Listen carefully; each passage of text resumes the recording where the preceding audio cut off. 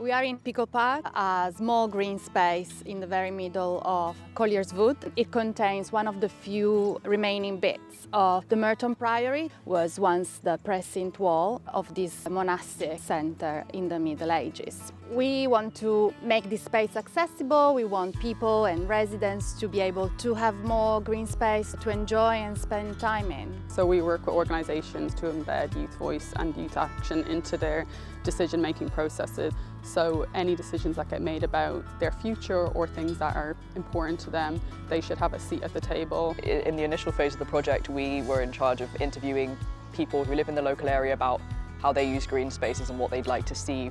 I walk past here a lot of times and I see people, a lot of runners we have here around here. If it's just built and it's clean, then it's more likely that people will go there and use it. What motivated me was the idea that you can be part of something, like lots of people will be able to access it. And it's been really lovely to see it develop from something quite conceptual to something really solid, from things like the layout of paths and entrances and exits to the park, even down to the material that the paths would be made out of. I think the fact that the community's been engaged before the park has even been developed will mean that they have a sense of ownership of the space and know that their voices have been heard and listened to and embedded throughout the project. Having their voices during the designs, the workshop, brought a lot of new ideas we had not thought about. It was my first time basically working with a team.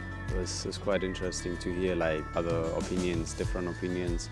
I used to have the worst social anxiety ever, and I couldn't even really speak to people. And then to suddenly go from that to consult them about the environment and get their opinions.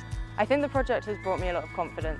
I think what people have to gain is safety from this place. So just to have a little part of a community they can go to and know that they're going to be okay. And I hope people can kind of just enjoy it and come here and really celebrate it. For us, having such a big organisation that operates nationally, championing youth voice, that's really motivating, inspiring for us, and we hope then that people can use as best practice to take into their youth-led engagement going forward as well. I felt like our opinions were really valued in that, and so this is something that I never would have been able to do if it wasn't for this project. I think my confidence in community outreach and that research, it's really helped me to want to try more things that are outside my comfortable field of knowledge. And it's really nice to know that I'm part of making something that's going to really impact the community for a long time to come.